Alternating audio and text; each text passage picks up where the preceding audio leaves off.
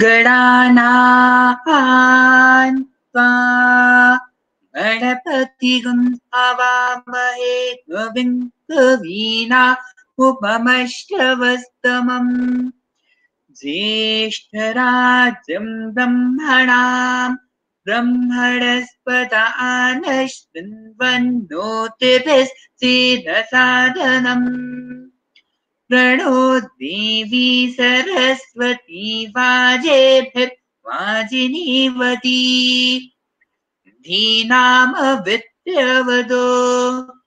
गणेशाय नमः सरस्वत्यै नमः श्रीगुरुभ्यो नमः हरिः ॐ यच्छन्दसां वृषभो विश्वरूपः छन्दोऽप्योऽध्यमृतात् सम्बभूव समेन्द्रो मेधया स्पृणोतु अमृतस्य देवधारणो भूयासम् शरीरं देवचर्षणम् जिह्वा मधुमत्तमा कर्णाभ्याम्भोरिविष्टुवम् ब्रह्मणः कोशोऽसि मेधया पिहितः श्रुतं मे गोपाय मेधा देवी जुषमाणा न आगा विश्वाचिद्भद्रा सुमनस्य माना त्वया जुष्टानुदमाना दुरुक्ता बृहत्पदे ददते तुवीराः त्वया जुष्टर्षिर्भवति देवि त्वया ब्रह्मा गतश्रीद्रुतत्वया त्वया जुष्टं क्षित्रं विन्दते वसुसानोजुषस्व द्रविणो न मेधे मेधाम इन्द्रो ददातु मेधान् देवी सरस्वती मेधां मे अश्विनावुभावा दत्तां पुष्करस्रजा अप्सरासु च या मेधा गन्धर्वेषु च यन्मनः देवी मेधा सरस्वती सा मां मेधा सुरभिर्जुषतागः स्वाहा आमां मेधा सुरभिर्विश्वरूपा हिरण्यवर्णां जगति जगम्या पूज्यस्वती पयसा पिन्दमाना सा मां मेधा सुप्रतीकादुषन्ताम् मयि मेधां मयि प्रजां मयि अग्निस्तेजो दधातु मयि मेधां मयि प्रजां मयेन्द्र इन्द्रियं दधातु मयि मेधां मयि प्रजां मयि सूर्यो राजो दधातु हंस हंसाय विद्महे परमहंसाय धीमहि तन्नो हंसः प्रचोदयात् ॐ मयि मेधां मेधां मयि मयि मेधां मयि मयि मेधां मयि मयि मेधां मयि मेधां मयि मयि मेधां मेधां मयि प्रजां प्रजां मयि मेधां मेधां मयि प्रजां मयि प्रजां प्रजां मयि मयि प्रजां मयि मयि प्रजां मयि मयि प्रजां मयि प्रजां मयि मयि प्रजां प्रजां मयि अग्निर्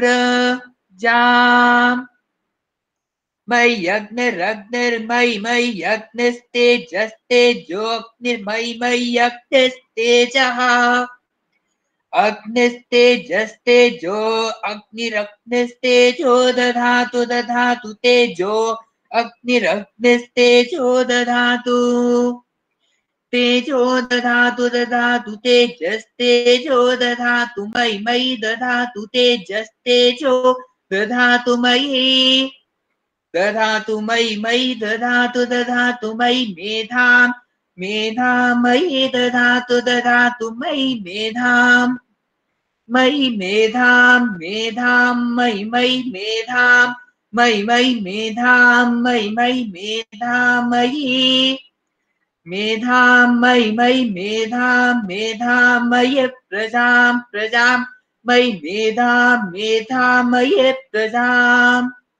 मयि प्रजाम् प्रजाम् मयि मयि प्रजाम् मयि मयि प्रजाम् मयि मयि प्रजाम् मयि प्रजाम् मयि मयि प्रजाम् प्रजाम् मयेन्द्र इन्द्रो मयि प्रजाम् प्रजामयेन्द्रः प्रजामिति प्रजाम् मयेन्द्र इन्द्रो मयि मयेन्द्र इन्द्रियमिन्द्रियमिन्द्रो मयि मयिमिन्द्रियम् इन्द्रियम् इन्द्र इन्द्रियमिन्द्रियमिन्द्र इन्द्र इन्द्रियम् दधातु दधात्विन्द्रियमिन्द्रियम् दधात्विन्द्रियम् दधातु इन्द्रियम् दधातु दधात्विन्द्रियमिन्द्रियम् दधातु मयि मयि दधात्विन्द्रियमिन्द्रियम् दधातु मयि दधातु मयि मयि दधातु दधातु मयि मेधाम् मेधाम् मयि दधातु दधातु मयि मेधाम् मयि मेधाम् मेधाम् मयि मयि मेधाम् मयि मयि मेधाम् मयि मयि मेधाम् मयि मेधाम् मयि मयि मेधाम् मेधाम् मयि प्रजाम् प्रजाम् मयि मेधाम् मेधाम् मयि प्रजाम् मयि प्रजाम् प्रजाम् मयि मयि प्रजाम् मयि मयि प्रजाम् मयि मयि प्रजाम् मयि प्रजाम् मयि मयि प्रजाम् प्रजाम् मयि सूर्यः सूर्यो मयि प्रजाम् प्रजाम् मयि सूर्यः प्रजामिति प्रजाम् मयि सूर्यः सूर्यो मयि मयि सूर्यो प्राजो प्राजः सूर्यो मयि मयि सूर्यो प्राजः सूर्यो प्राजो प्राजः सूर्यः सूर्यो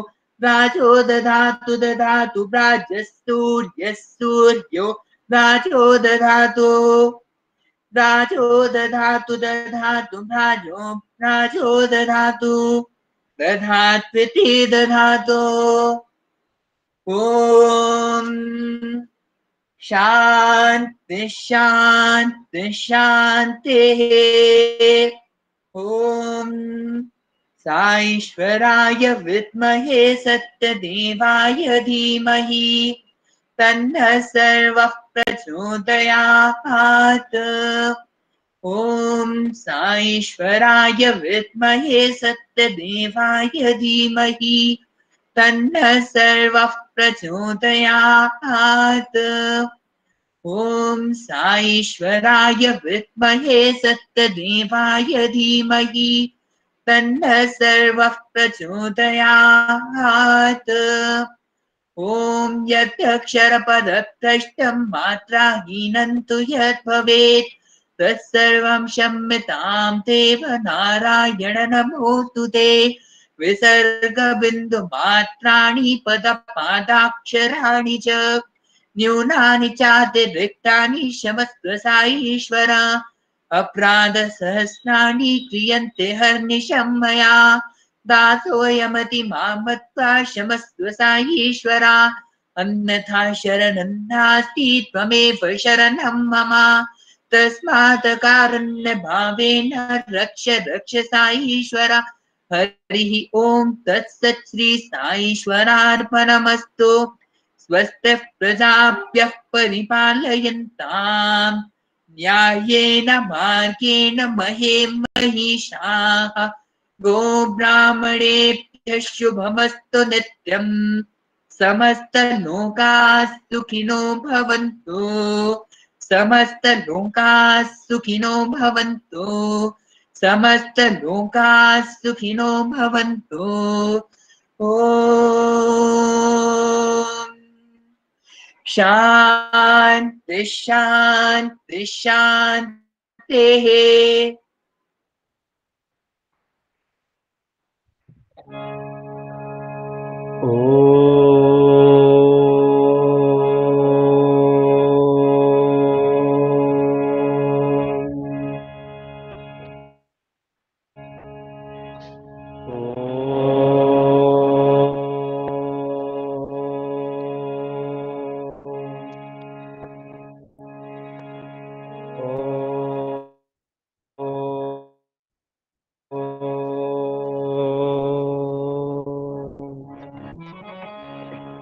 वन्दे उमानन्दनं गजाननं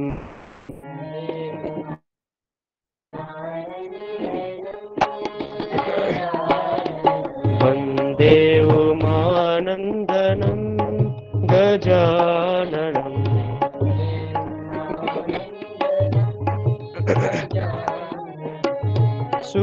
सुरमुनिसेवित सुमुख गजाननम्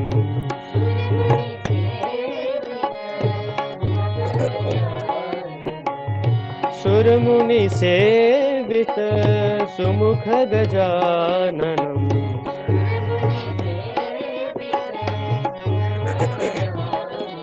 वन्दे उमानन्दनं गजाननम्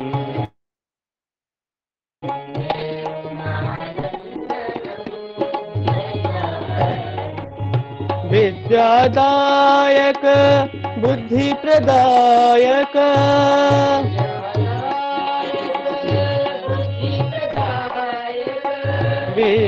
विद्यादायक बुद्धिप्रदायक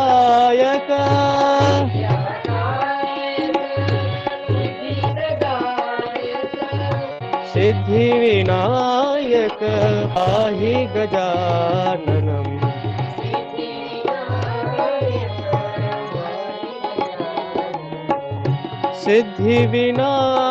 सिद्धिविनायक पाहि गजाननम्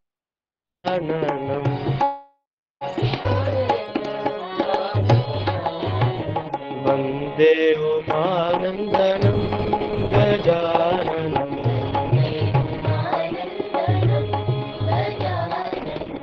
सुरमुनिसेवित सुमुख गजाननम्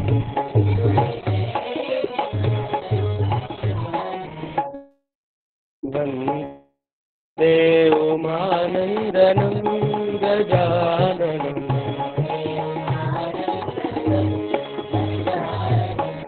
विद्यादायक बुद्धिप्रदायक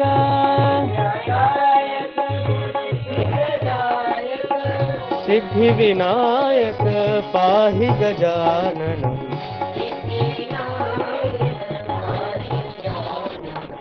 सिद्धिविनायक पाहि गजाननम्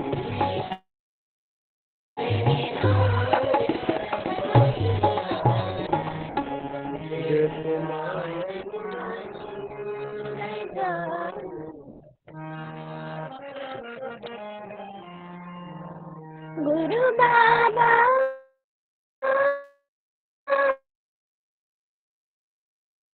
गुरु बाबा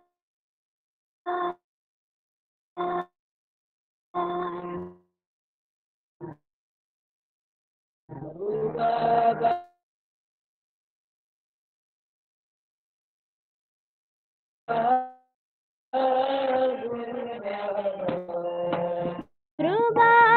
गुरु बाबा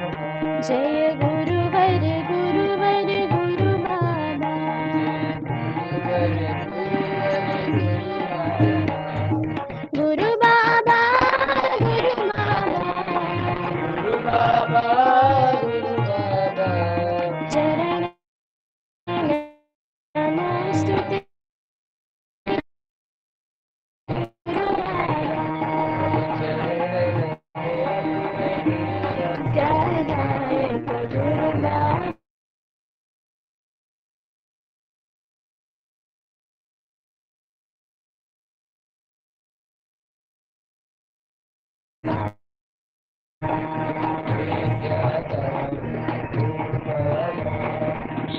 स्वरूप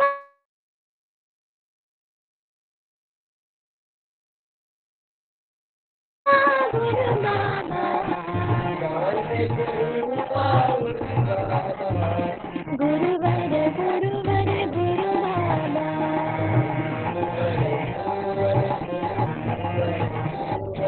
शतबार कहो रे साई राम साई राम साई राम साई राम। शतबार कहो रे साई राम साई राम साई राम साई राम। हे मंगल नयना राम हे गोपी जीवन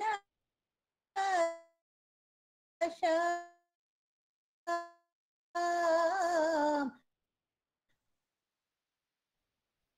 हे मंगल नयना राम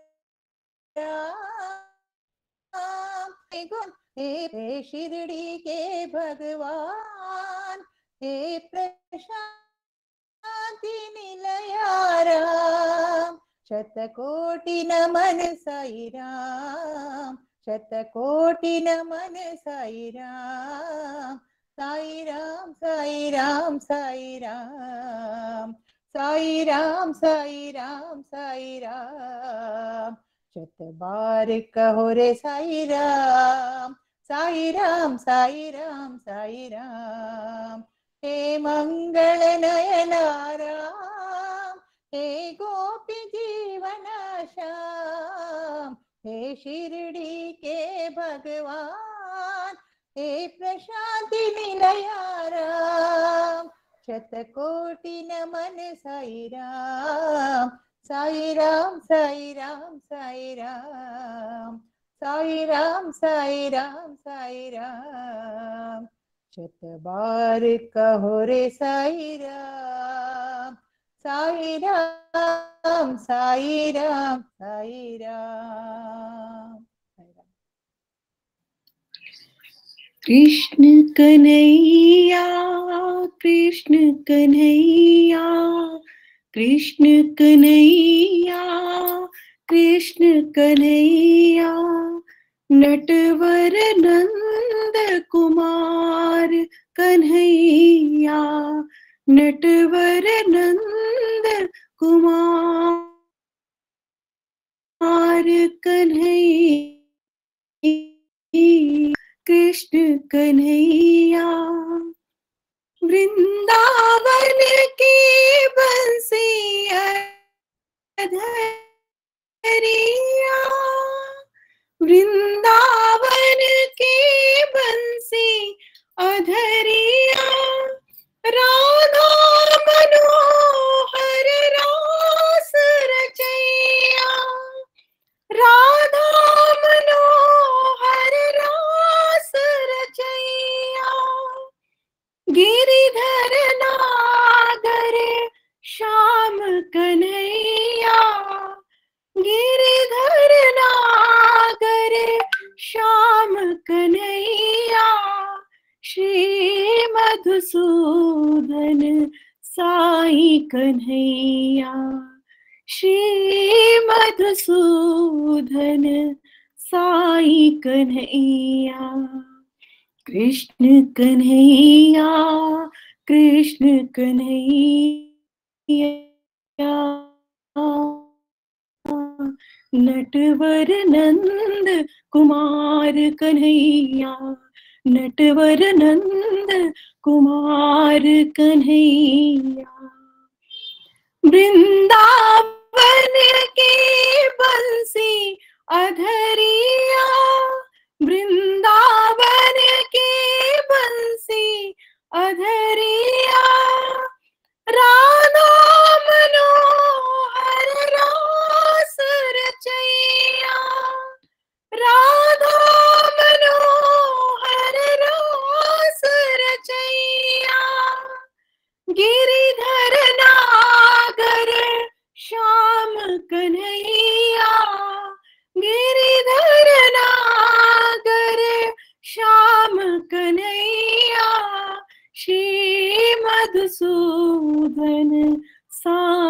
कन्हैया श्री मधुसूदन साई कन्हैया कृष्ण कन्हैया कृष्ण कन्हैया।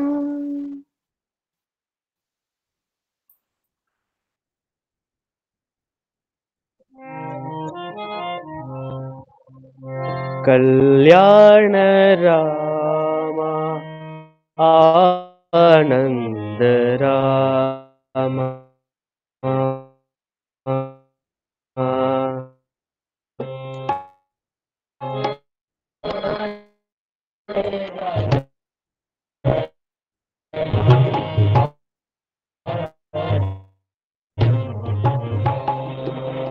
कल्याण रामा आनंद रामा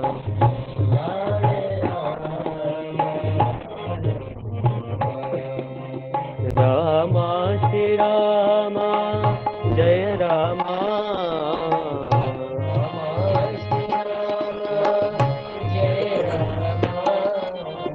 रामा श्री रामा जय रामा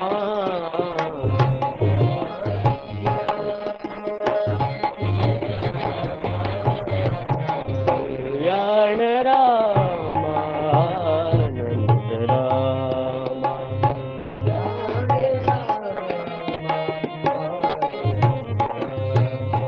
अवतार साई अवतार राम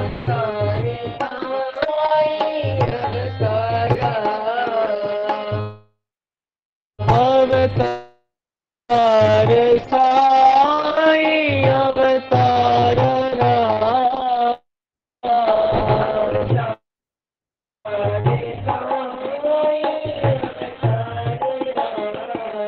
पूर्ण अवतार सत्य साई राम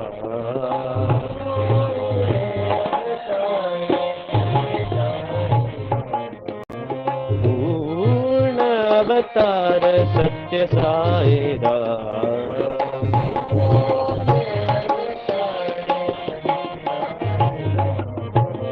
कल्याण रामा आनंद रामा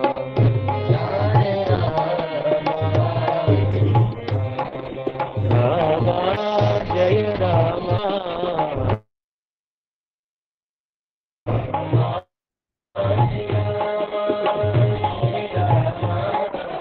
कल्याण रामा आनंद रामा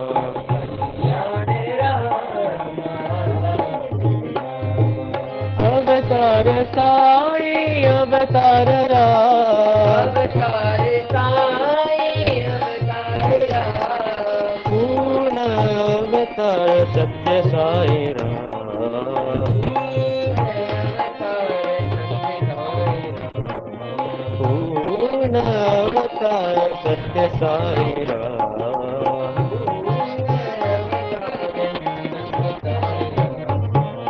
कल्याण राम आनंद राम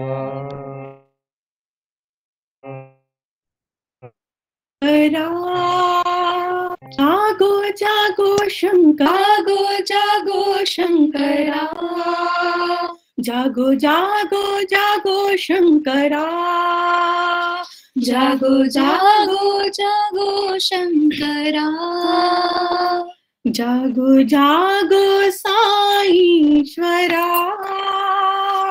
जागो जागो साईश्वरा जागो जागो जागो शंकरा जागो जागो जागो शंकरा हालाहल धर हे परमेशा हालाहल धर हे परमेशा हे त्रिपुरारी जय परदीशा हे त्रिपुरारी जय परदीशा गंगाधरा शंकरा गंगाधरा शंकरा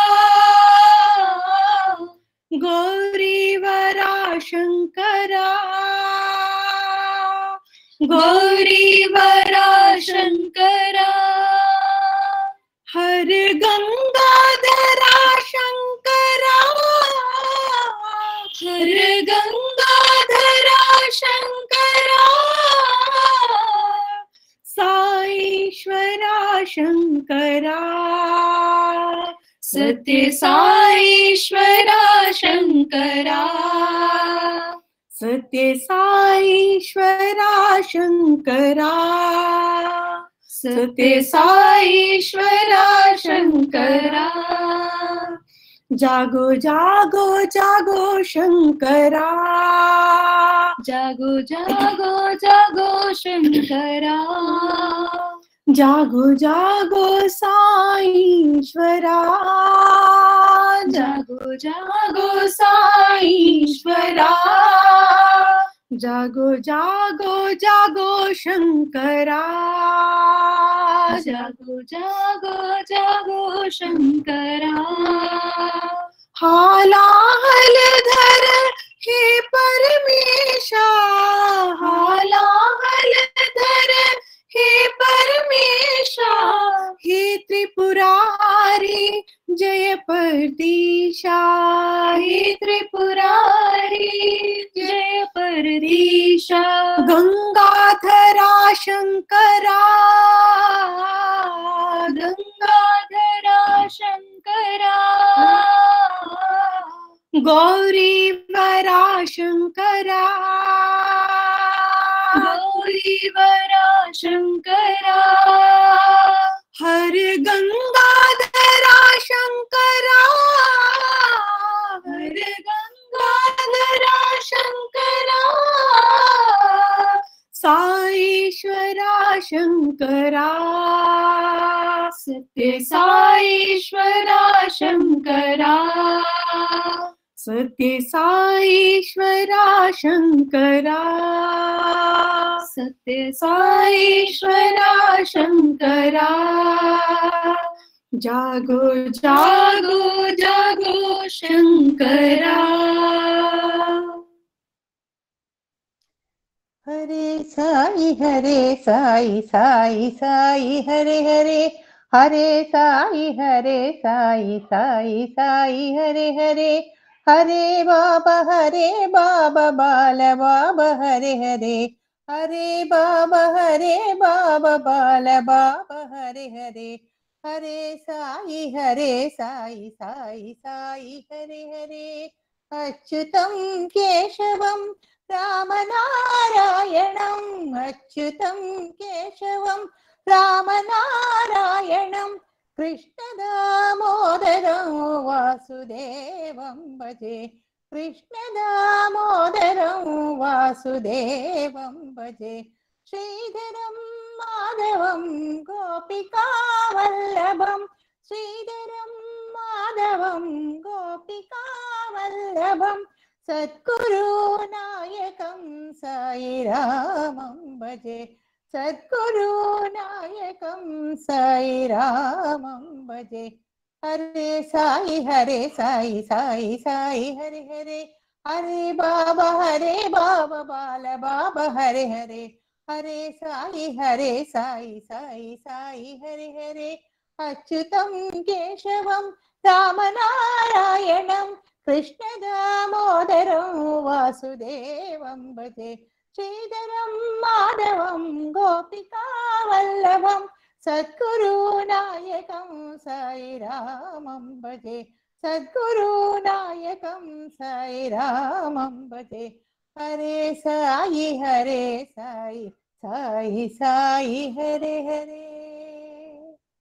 गंगाधरा रे गंगाधरा रे, कैलाशनाथ शिव शंकरा, गंगाधरा रे गंगाधरा रे, कैलाशनाथ शिव शंकरा, भवनाशा भवबंध विमोचन, भवनाशा भवबंध विमोचन, सत्य साई शिव शंकरा, सत्य साई शिव शंकरा, गंगाधरा रे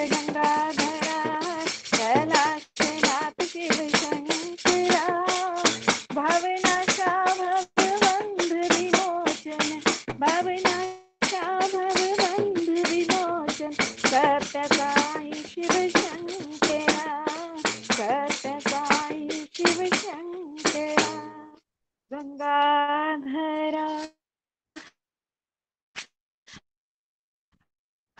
हरे गंगाधरा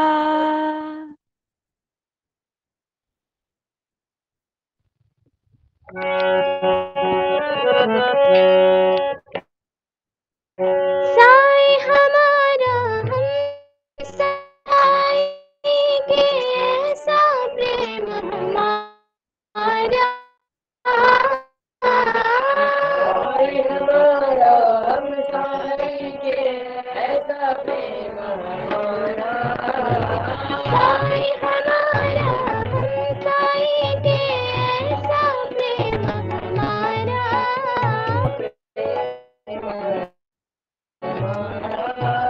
साई राम हमारा साई राम हमारा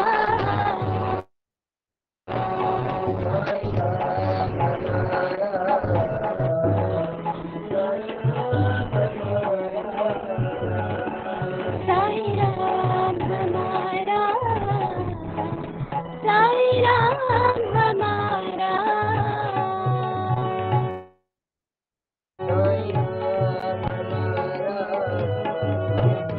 साई राम हमारा सत्य साई है नाम तुम्हारा शिरडी साई अवतारा सत्य साई है नाम तुम्हारा शिरडी साई अवतारा हिंदू मुस्लिम सिख ईसाई सबका पालनहारा हिंदू मुस्लिम सिख ईसाई सबका पालनहारा साई राम हमारा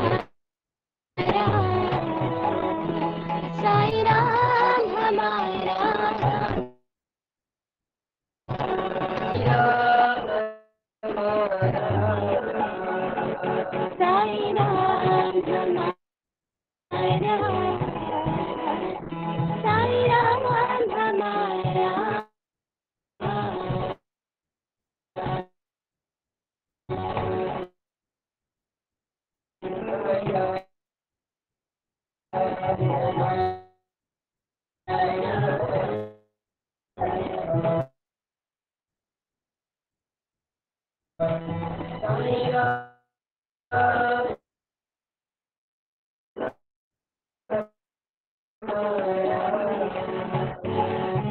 साई हमारा साई के ऐसा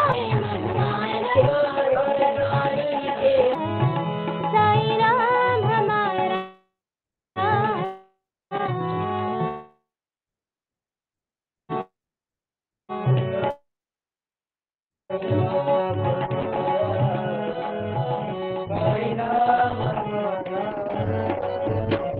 सत्य साई धारा है धारा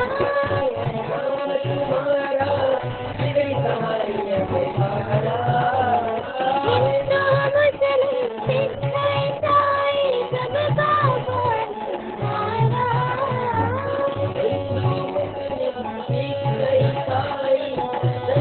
पालनहारा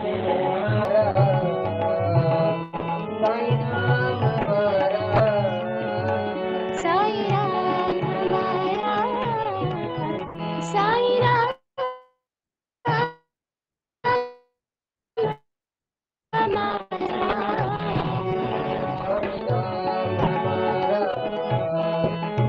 साई हमारा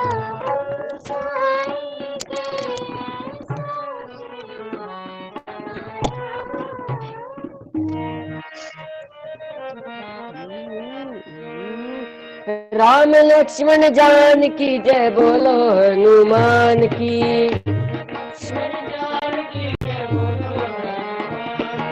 राम लक्ष्मण जान की जय बोलो हनुमान की।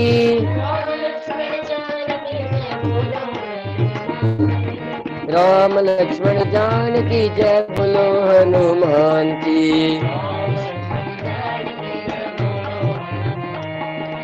राम लक्ष्मण जान की जय बोलो हनुमान की।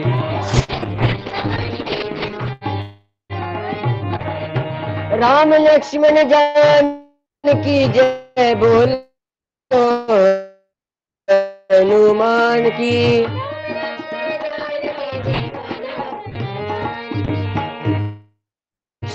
शंकर सुवन के ज्ञान निधान सकल दुख भंजन।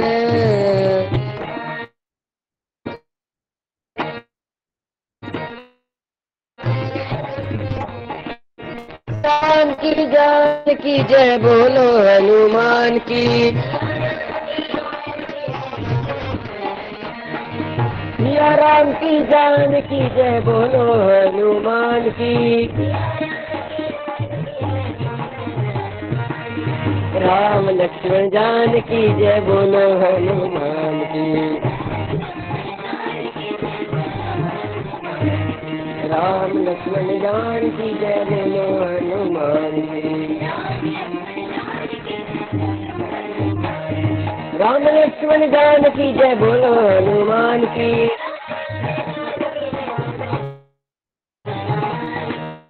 राम लक्ष्मण जान की जय बोलो हनुमान की। शंकर सुवन केसरी नंदन।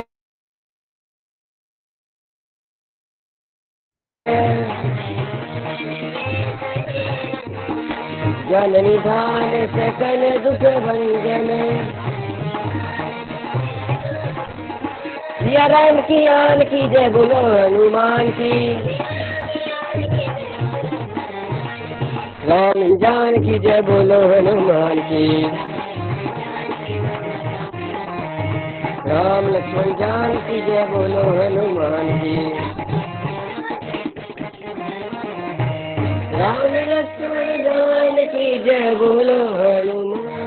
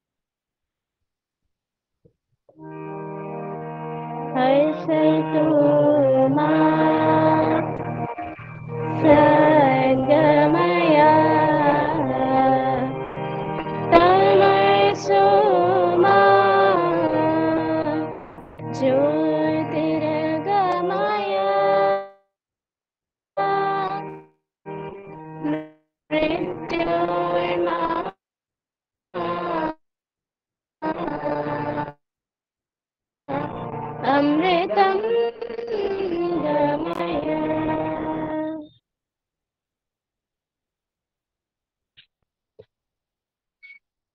ओम साई राम।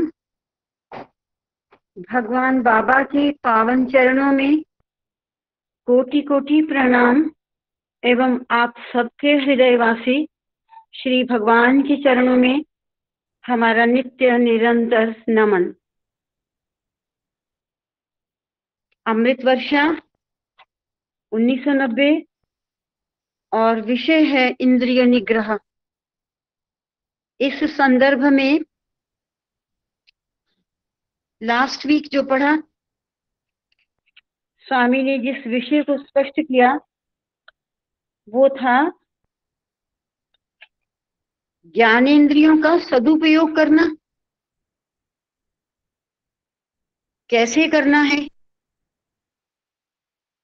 और स्वामी ने स्पष्ट किया कि ज्ञानेंद्रियों को मात्रा शब्द से केवल शास्त्रों में कहा जाता है। मात्रा, मात्रा से अभिप्राय है केवल मात्र।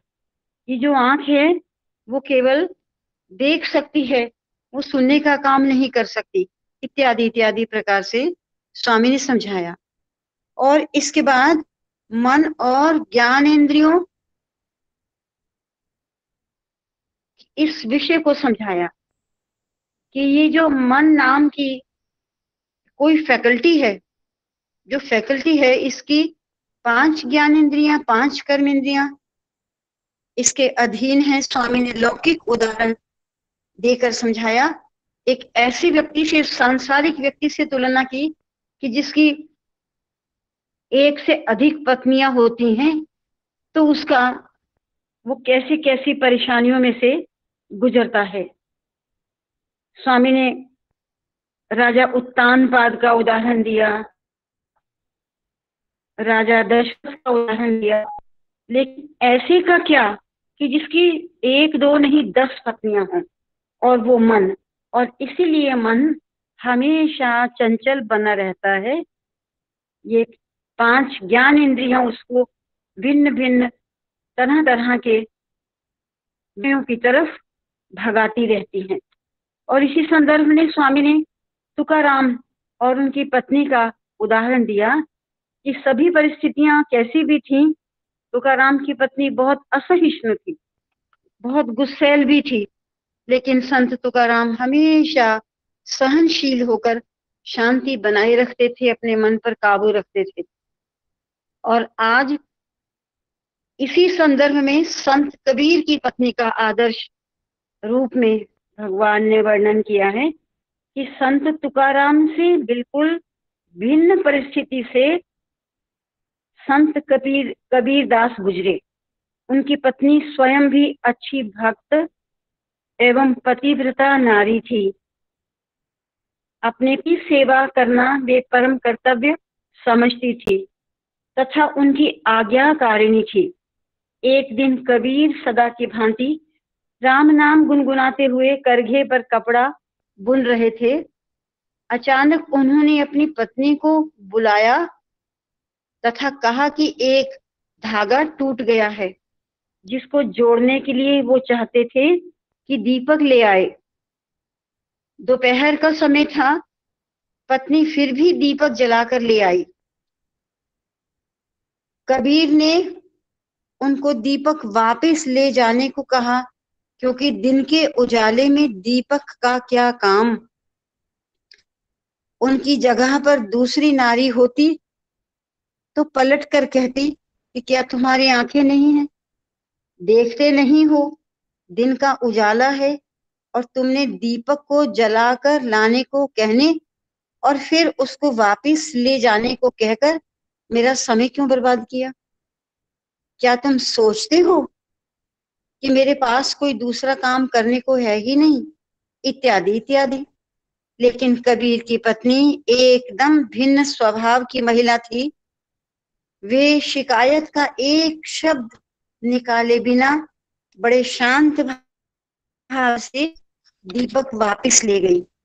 और ऐसी सुशील पत्नी की वजह से ही कबीर की भक्ति भावना गहन होती चली गई, जिसके लिए उन्होंने भगवान के प्रति अपनी कृतज्ञता प्रकट की। यहाँ पर तुम्हारे सामने 2 संतों के उदाहरण हैं। एक जो पहले स्वामी ने तुकाराम जी का उदाहरण दिया कि जिन्हें नितांत भिन्न किस्म की पत्नियां मिली थी, ऐसा होने पर भी उन्होंने अपनी साधना में कोई कमी नहीं आने दी।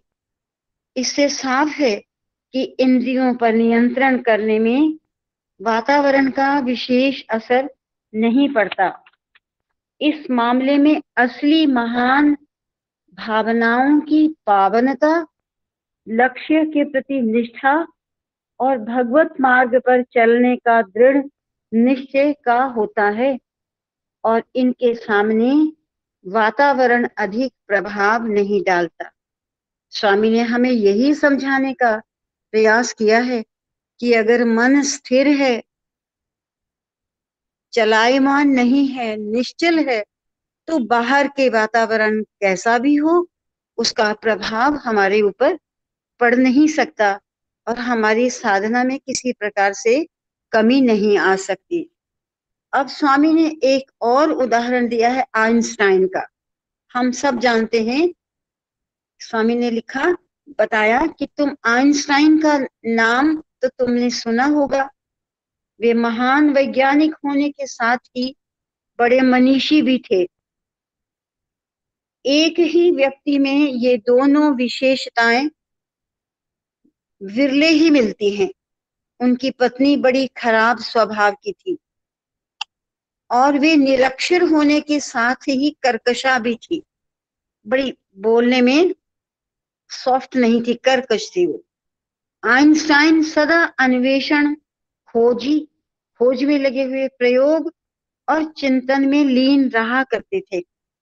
वे अपने कार्य में इस कदर खो जाते थे कि बहुधा उन्हें खाने पीने की सुधि भी नहीं रहती थी। कई बार पत्नी द्वारा याद दिलाए जाने के बावजूद वे समय पर खाने को नहीं पहुंच पाते थे। इस पर उनकी पत्नी बहुत नाराज रहती थी और गुस्से से आग बबूला हो जाती थी।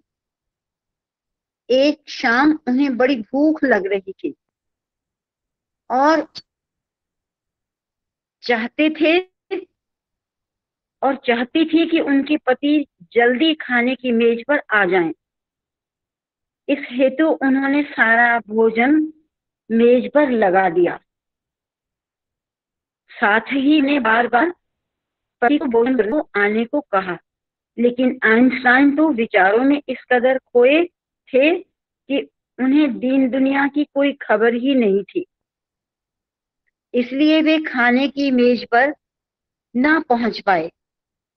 इस पर उनकी पत्नी इतनी गुस्सा हो उठी कि वे पानी का जग लेकर दौड़ी दौड़ी आइंस्टाइन के कमरे में पहुंची, उसके सिर पर लिया और इसके साथ ही वे गालियां भी देते रहे।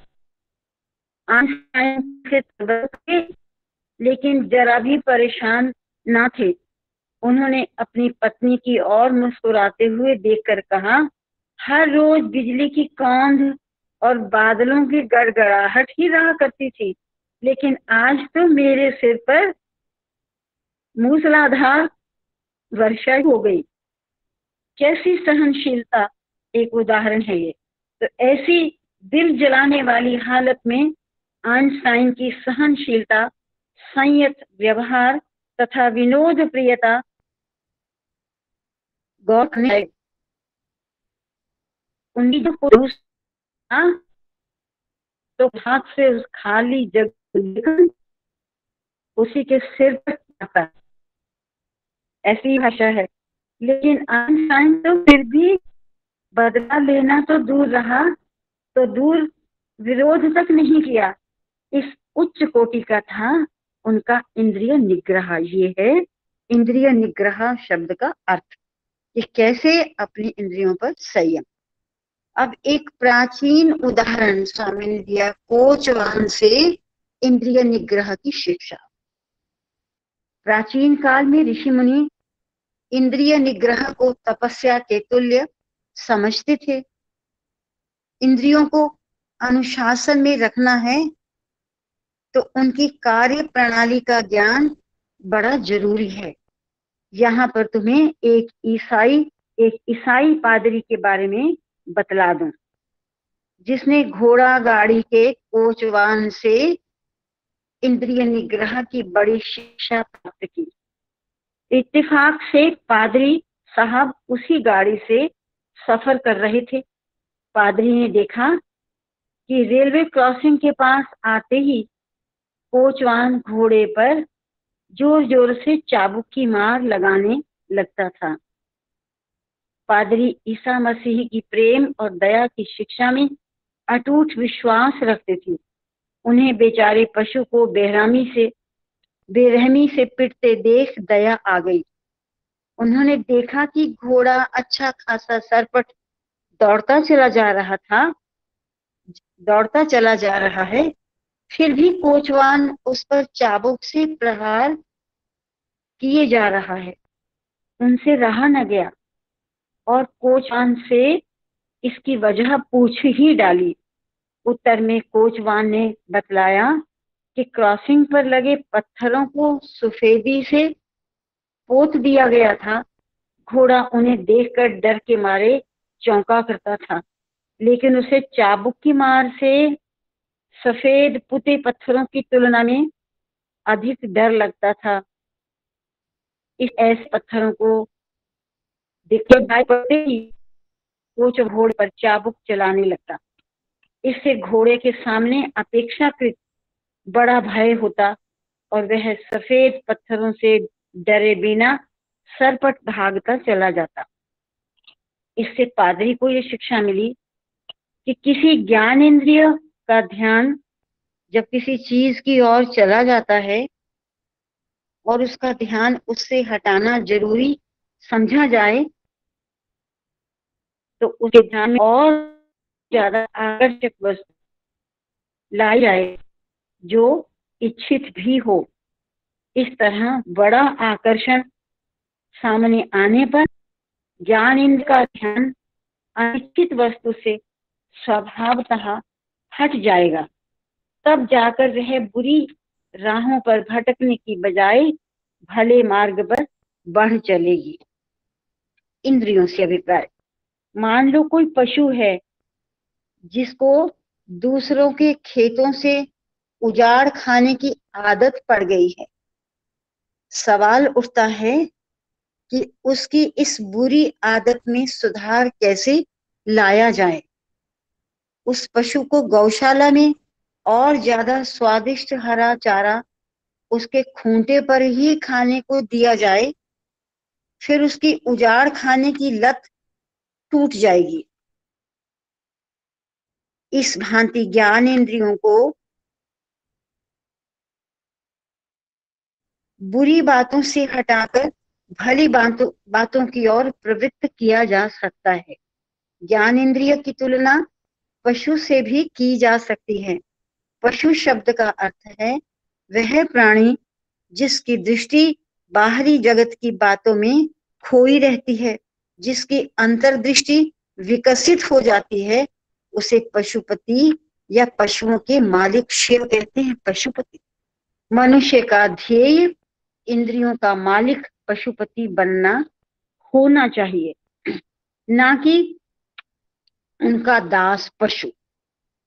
खेद है कि आज का इंसान इंद्रियों का दास बनना ही ज्यादा पसंद करता है। इंद्रियों पर काबू रखने के कई उपाय हैं। इंद्रियों को बेलगाम छोड़कर उन्हें अग्राही नहीं होने देना। ये दया करो कि इंद्रिय सुख की शुरुआत कहाँ से होती है, तो स्पष्ट हो जाएगा कि उनकी जड़ दुखों में है। इसी वजह से हर इंद्रिय सुख का संबंध किसी दुख से होता है। इसी वजह से हर इंद्रिय सुख का संबंध किसी दुख से होता है। इंद्रियों से मिलने वाला सुख सदा थोड़े दिनों का होता है, जिसका अंत दुख में ही होता है। ऐसी ही इच्छाएं भी क्षणिक होती हैं। अभी वे जाग जाएंगी, लेकिन दूसरे ही क्षण गायब भी हो जाएंगी। उदाहरण के लिए, अभी तुम्हें लड्डू खाने की चाहना हुई, तुम एक नहीं दो लड्डू खा जाते हो। फलतः या तो तुम संतुष्ट हो जाते हो या तुम्हारी लड्डू खाने की इच्छा सदा के लिए समाप्त हो जाती है, तुम्हें उससे नफरत होने लगती है। रही ना बात अभी इच्छा है तो दूरे ही ये दूरे लिखा है, दूसरे ही क्षण नफरत भी। सुख और दुख एक ही श्रृंखला में आ गए। इस तरह इंद्रियों से मिलने वाले सुख की अस्थिरता और उसके बाद होने वाले दुख पर हम विचार करें तो हमारा विवेक जागेगा तथा ऐसे सुख के प्रति लगाव में कमी होगी। इंद्रियों पर नियंत्रण रखने में मदद मिलेगी। दूसरी बात जो तुम्हें ध्यान में रखनी है वो ये है कि इंद्रियों को हर समय उचित कार्यों में व्यस्त रखने से उनसे कोई परेशानी नहीं होगी। यदि तुम ऐसा ना कर पाए तो इंद्रियों के दास बन जाओगे। और इस विषय को आगे भगवान ने समझाया। इसका संकेत है भगवान के निंदक। मैं भले ही शरीरी तौर पर मौजूद ना हूं, तथापि मुझे पता रहता है कि किस स्थान पर किस समय क्या हो रहा है तथा वहां पर मौजूद लोगों के मन में क्या विचार पैदा हो रहे हैं।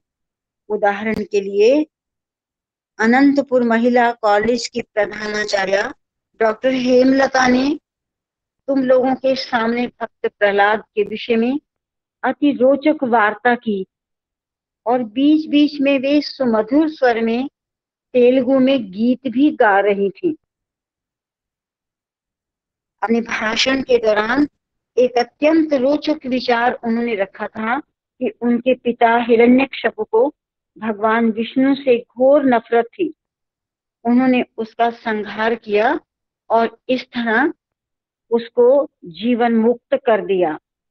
ऐसी ही स्थिति से भगवान कृष्ण को गुजरना पड़ा। शिशुपाल और दंतवक्र सरीखे लोग उनको गाली देने का कोई मौका नहीं चूकते थे। एक बार धर्मराज युधिष्ठिर के दरबार में कई गणमान्य हस्तियां बैठी थी।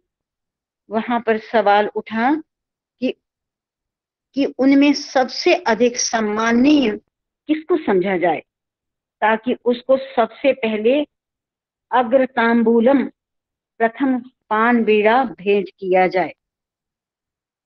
क्योंकि ये इंडियन कल्चर है, अगर अतिथि आता है तो उनको पान भेंट किया जाता है। तो अग्रतांबूलम की सबसे पहले आपके लिए। तो वैसे वहां पर भीष्म द्रोण सरीखे श्रद्धेय बुजुर्ग भी मौजूद थे, लेकिन पांडवों ने इस सम्मान के लिए श्री कृष्ण को ही उपयुक्त ठहराया। कृष्ण पांडवों के सब कुछ थे जिन्होंने हर संकट में उनकी रक्षा की थी। धर्मराज ने कृष्ण के पांव धोए और उनका सम्मान किया। घटिया लोग दूसरों की उच्च भावनाओं तथा उनका गूढ़ अर्थ नहीं समझते। ये सिर्फ बाहरी दिखावे में विश्वास रखते हैं और ईर्ष्यावश दूसरों की आलोचना तथा उन्हें गाली देते रहते हैं। उस मौके पर संकीर्ण दिमाग के शिशुपाल ने ठीक यही किया। वह अति विशिष्ट व्यक्तियों की उस सभा में श्री कृष्ण को ऐसा सम्मान दिया जाना कदापि सहन न कर सका। महान गुरुओं, ऋषियों और विशिष्ट सम्मानीय व्यक्तियों के सामने ही वह खरी खोटी सुनाते हुए गालियां देने लगा। उसका कहना था कि श्री कृष्ण माखन चोर है, उन्होंने ग्वालिनों की साड़ियां चुराई हैं, उनका शील हरण किया है। इसलिए विशिष्ट जनों की इस सभा में उन्हें सर्वोच्च स्थान दिया जाना कदापि उचित नहीं। ओम साई राम। अगला इसके बाद प्रसंग अगली बार में। ओम साई राम। आज भगवान ने पौराणिक, ऐतिहासिक, आधुनिक और हमारे शास्त्रों से लिए हुए प्रसंगों के आधार पर इंद्रिय निग्रह इत्यादि विषयों को, और जब तक इंद्रिय निग्रह नहीं तो मन पर संयम भी नहीं, इस विषय को स्पष्ट किया है। ओम साई राम।